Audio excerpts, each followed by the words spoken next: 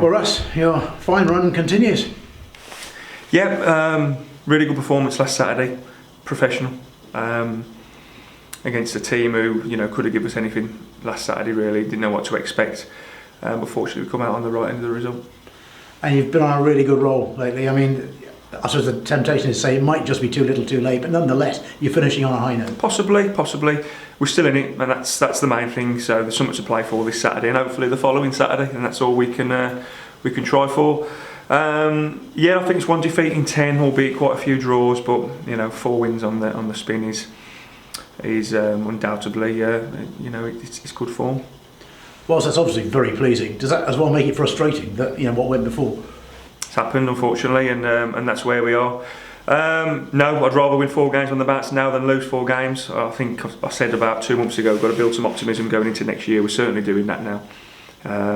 This group seems to be managing itself a lot better than what it was pre-Christmas, and they're all looking forward to next season as well. But like I said, we've got 2 massive games, 6 points up for grabs, and if we do that, we might have a chance. I preface this by saying I absolutely accept that no one player makes that much of a difference, but Joe Leasley's return does seem to have added a bit of spark. Is that fair?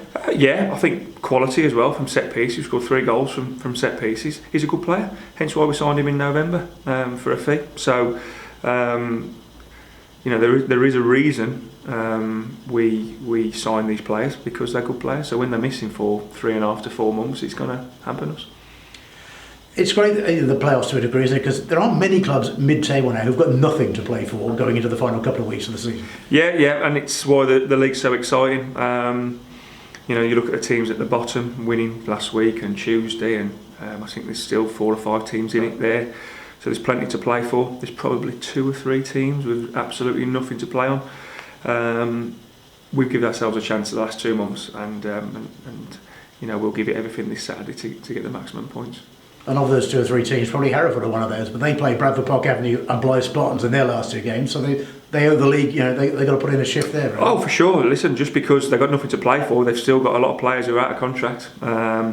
New managers at Hereford who they don't know who they're getting yet, and players who the manager wants to keep on. So plenty at stake. I think everyone owes it to everybody in this league to be professional and respect the level. And there's certainly some cracking fixtures in the next 2 weeks. It is great to be still in it at this stage. Obviously, Southport away, traditionally a tough place to go. It's usually blowing a gale up there for a start. Yeah, we went Tuesday night actually, and again it was blowing a gale. So pitch looked really nice. On a bit of a poor run of form. So we've got to make sure we look after ourselves and hit them hard straight away. I like Liam and I respect what he's doing, and he's had a few injury crises himself like we have this season, but we know it's a tough game, tough place to go to. Can't remember the last time we won there, drew a lot. So we'll fully respect them, but it's about us again, it has to be. Realistically, I suppose if you're going to nick into the playoffs, you've got to win the last 2. I think that's probably fair. Most people would accept that. Does that change your thinking in terms of team selection for Southport? Because you've got to go there and win, really. Yeah, of course. Well, I'm not going to play Nat Knight Percival up front, but we haven't got a lot to choose from, to be honest. We've got a 17-man squad, a couple of kids in there, as you see on the bench.